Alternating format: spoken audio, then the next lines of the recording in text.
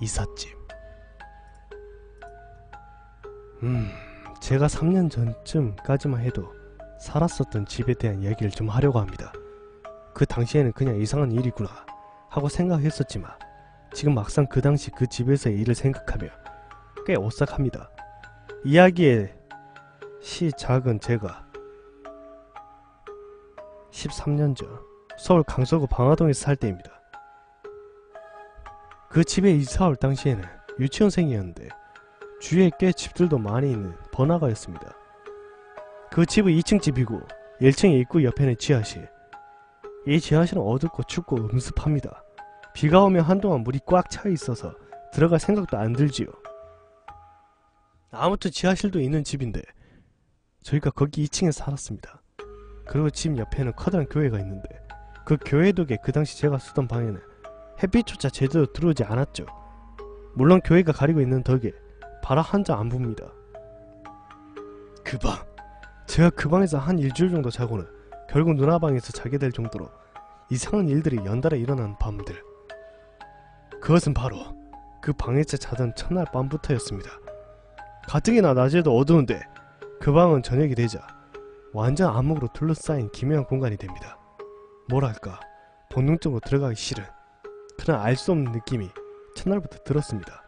어쨌든 간에 그 방에서 제가 자려고 할 때였습니다. 저는 그 당시 새로운 집에 나만의 방을 가졌다는 사실이 뿌듯해하면서 기대되는 마음에 그 방의 한가운데 이불 펴고 누웠습니다. 아, 새로운 집이라서 짱 기대된다. 내일 친구들한테 자랑해야지. 그런데 그때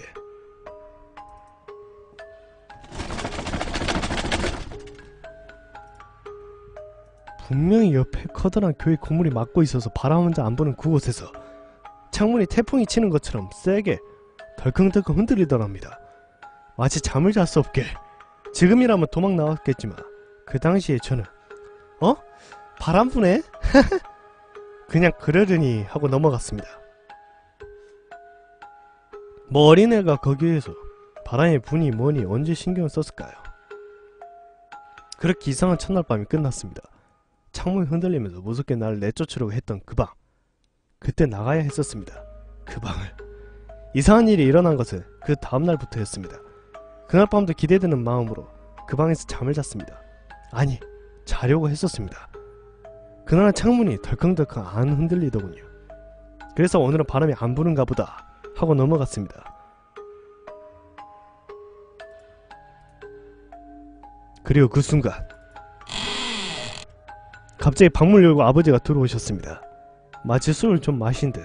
평소에는 절대로 화 같은 거 내시는 분이 아닌데 막 씨발 하면서 다짜고짜 누워있던 저를 이불로 감싸놓고 발로 밟더군요. 정말 아팠습니다. 왜 그 인자한 아버지가 날 밟는가? 왜 저렇게 화가 나셨을까? 그런 생각을 했었습니다. 그리고 그날부터 매일매일 잠을 자는데 한밤중에 아버지가 갑자기 방문을 열고 저를 이불로 덮어 구타가 시작됐습니다. 이유 같은 것도 없을 뿐더러 낮에 아버지는 전혀 절 패는 티가 안 나더군요. 마치 밤에 아무 일도 없었다는 듯이. 결국 저는 아버지한테 맞아 죽을 것 같아서 누나도 제 방으로 불러서 함께 자기로 했습니다. 그래도 누나까지 있는데 설마 날 밟으시려나 그렇게 생각했었습니다. 그런데 그날 밤도 어김없이 방문을 열고 아버지가 나타나시더군요. 그리고 평소처럼 있는 욕 없는 욕 다 하시면서 저랑 누나까지 덮밥으로 밟는 겁니다. 그 후부터 저는 아버지한테 맞는 것이 두려워서 허겁지겁 누나 방에서 누나랑 함께 잠을 자게 되었습니다. 방을 옮기고 나서부터는 아버지가 한밤중에 절 패러 오지 않았습니다. 그때 눈치를 챘어야 했습니다. 그 집에는 무언가가 있다는 것을.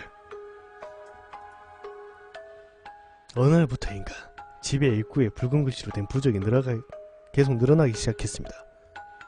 그리고 어머니가 내 베개 밑에 부적을 꼭 넣어두시는 것도. 그러나 두뇌가 딸렸던 나이였던지라 전 그냥 건강기원으로 부적을 붙이는 건 줄 알았습니다. 그리고 그러려니 하고 낮에도 그 방에 들어가서 장난감을 가지고 놀기도 했습니다. 어느 날이었습니다.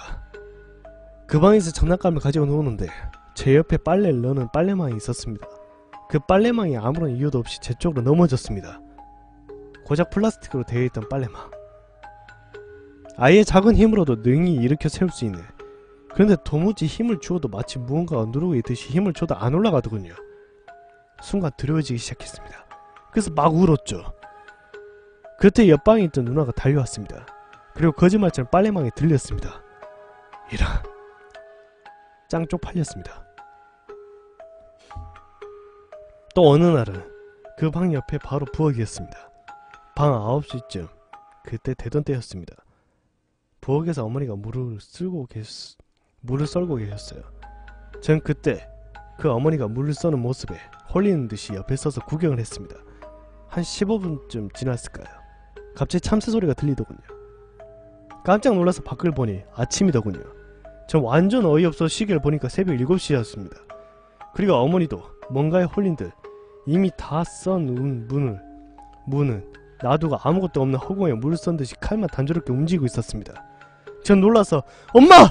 하고 소리치니까 그제서야 어머니가 정신을 차리고 어느새 날이 밝았는지 어리둥절 하셨죠. 설마 그 짧은 순간에 날이 지나가다니 귀신에 홀린 거였을까요? 뭐 이상한 일이었지만 그때도 그냥 그러려니 하고 넘어갔습니다. 그 후에도 친구들이랑 집에서 숨바꼭질을 하는데 이상한 일들이 많이 일어났습니다. 그날은 키가 작고 날렵했던 한 친구가 안방의 장롱에 숨으려고 장롱을 열고 안에 빼곡히 차있는 이불 속으로 들어가 기어들어갔습니다. 저희들은 무조건 집 안에만 숨어야 했기 때문에 주로 숨을 때는 제 방이나 커튼 뒤 혹은 화장실이었습니다. 그런데 그 친구가 키도 작고 몸집도 작아서 정말 잘 숨은 거죠. 어쨌든 간에 시간이 지나며 숨었던 애들이 하나 둘씩 잡혔습니다. 저까지 잡히고 그 친구를 제외한 나머지가 다 걸렸습니다.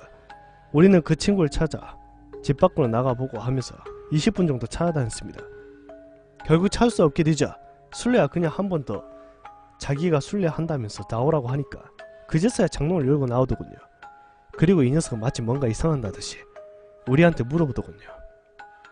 그 장롱 안에서 나랑 같이 숨었냐고. 물론 우리들은 아무도 안 들어갔다고 했습니다. 당연하죠. 그 좁은 곳에 들어갈 수 있는 것은 그 친구뿐이었으니까요. 그래서 물어보는데 그 친구가 장롱 안에 숨을 당시 옆에 누군가가 있었다고 하더군요. 손을 뻗어보니 누군가의 손이 잡혔답니다. 이 녀석은 그게 같이 숨은 다른 친구인 줄 알고 맘 놓고 숨고 있었답니다.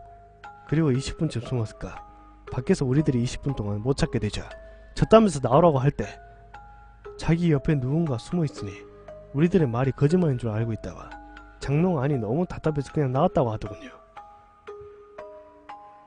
그런데 나와보니 다른 친구들이 다 있었다고 하더군요. 뭐 모두가 그 말을 그냥 헛소리를 치부했습니다. 그 당시에는 설마 그 집에 귀신 같은 것이 있을 줄 생각도 못했거든요. 그 뒤에도 숨바꼭질을 하며 커튼 뒤에 사람의 그림자가 있는데 막상 확 젖혀보면 아무것도 없었다는 듯이 뭐 그런 일들이 몇 차례 있었습니다. 뭐 저는 내가 미성숙했던지라 그냥 이상하네 하고 넘어갔습니다. 어떤 때는 다른 친구가 제 방 그 어두운 곳에 숨은 적도 있어요. 그때는 그 방은 제가 안 쓰고 창고 겸 빨래 넣는 방으로 썼었는데 그 구성에 장지문을 세워두었습니다. 그 친구가 한때 절 덮쳤던 빨래마 그 뒤에 숨었답니다. 검은 비닐로 되어 있어서 건너편이 희미하게 보였는데 갑자기 덜컹하고 그 방 구석에 장지문 뒤에 누군가가 숨어있는 기척을 느꼈다고 하더군요. 후에 술래가 그 녀석을 잡았을 때 그 녀석은 장지문 뒤에 숨은 녀석도 함께 물귀신처럼 잡히려고 술래랑 같이 장지문을 확 열어 제꼈답니다. 그리고 놀랐습니다. 그 뒤에는 그릇을 보관하려 둔 보관함이 세워져 있어서 사람 하나 들어갈 틈도 없었습니다. 또 어느 날은 지하실 앞에 비둘기가 있더군요. 그 녀석은 마치 무언가에 꽉 눌려있듯이 날지도 못하고 그냥 서있었습니다. 전 그 녀석이 고양이에게 잡혀먹힐까봐 가까이 다가가서 확 잡아챘습니다. 녀석은 꽤나 발버둥쳤지만 날지를 못하고 그대로 제 손에 잡히더군요. 그래서 제가 집으로 데려와서 밥도 먹여주고 그랬습니다. 그때 엄마한테 전화가 오더군요. 잠깐 심부름 좀 하라고. 그래서 전 비둘기를 거실에 놓고 잠깐 나갔다 왔습니다. 한 5분 정도. 그리고 집에 도착했을 때 5분 전만 해도 팔팔하던 비둘기가 죽어 있었습니다. 불쌍해서 앞마당에 대추나무 아래에 묻어주었죠. 5분 만에 건강한 새가 죽어버리다니 이상한 일이지요. 어느 날은 집에서 키우던 거북이를 제가 저글링하면서 놀다가 한 마리를 잃어버렸을 때입니다. 아무리 찾아봐도 없길래 저는 거북이가 우리 집에서 죽어서 썩어가고 있겠구나 하고 넘어갔습니다. 그런데 한 달 후 안방의 장롱 형 옷장 밑에 그 거북이가 깔려있더군요. 그 거북이가 무거운 옷장에 어떻게 들어간 건지. 그 옷장은 분명 성인 남성 둘 셋이서 들어올려 간단히 올라갈 무게입니다. 금이 깔려있으면 내장이 파열돼서 그대로 터져 죽어야 하는데 거기에다가 대체 누가 그 안까지 거북이를 집어넣은 거지. 더 웃긴 것은 그 밑에 깔려있던 거북이는 쌩쌩하게 살아있었다는 겁니다. 물 한 모금도 안 마신 채 한 달을. 후에 다른 거북이들은 다 병으로 죽었는데 이 녀석만은 쌩쌩하게 잘 살아서 그냥 시골의 개울가에 놔줬습니다. 그렇게 이상한 일이 연달아 일어나던 어느 날 집 앞에 대추나무에 큰 번개가 떨어져서 나무가 완전 홀라당 다 타버렸습니다. 그리고 후로는 아무 일도 안 일어나더군요. 그리고 저는 무사히 거기에 중3 때까지 살다가 아파트로 이사가게 되었습니다. 이사간 후 부모님한테 물어봤습니다. 그 집에서 이상한 기운 같은 걸 못 느꼈냐고. 그리고 놀라운 사실을 알아냈습니다. 그 집에서 이사온 날부터 아버지는 밤마다 밤색 추리닝을 입은 남자한테 목을 졸렸다고 하더군요. 그때마다 아버지는 옛날 절에서 내공 훈련하던 걸 떠올리고 단전 부근에서부터 손을 끌어올린 자세, 그 자세를 취하면서 그 남자의 손을 뿌리쳤다고 합니다. 물론 그 시각은 아마도 제가 아버지한테 얻어맞고 있었던 그 시각이겠죠. 그리고 제가 아버지한테 물어봤습니다. 왜 밤마다 나를 걷어찼냐고. 그러더니 아버지는 뜻밖의 말을 하더군요. 자기는 한 번도 그 방에 들어와서 찬 적이 없다고 하더군요. 그럼 밤마다 제 방에 찾아와서 욕짓거리를 내뱉으며 저를 걷어찼던 그것은 무엇이었었고 또 누구일까요? 지금 생각해보니 그 아버지의 얼굴이 기억나지 않습니다. 마치 얼굴 부분만 검은 그림자로 도배된 것처럼.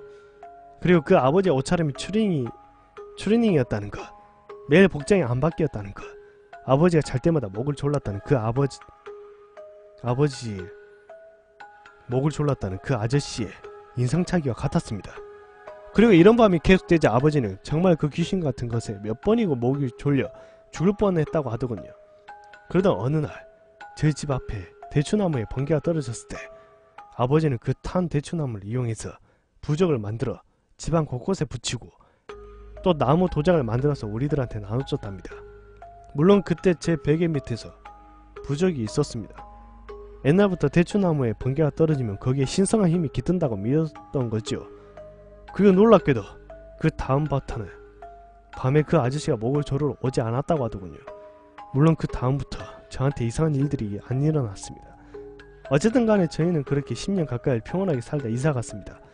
옛날 그곳에서 사람들이 꽤나 죽었다는 것을 나중에 안 사실이었고 그제서야 그 집에 있었던 이상한 일들에 대해서 고개가 절로 끄덕여지더군요. 저희 다음으로 이사온 사람들은 지금 어떨지, 만약 저희 아버지가 붙여놨던 부적을 다 치웠다면 글쎄 앞으로 그곳에 살 사람들의 생활이 궁금해지네요. 어쨌든 간에 이렇게 그 집에서 겪었던 이상한 일들을 마칩니다. 글 처음 써보는 거라서 좀 많이 이상하네요. 어쨌든 간에 이 글은 제 경험에서 나온 거로 99.8% 정도는 진실이고 나머지 0.2%는 약간 날조된 기억으로 쓴 겁니다.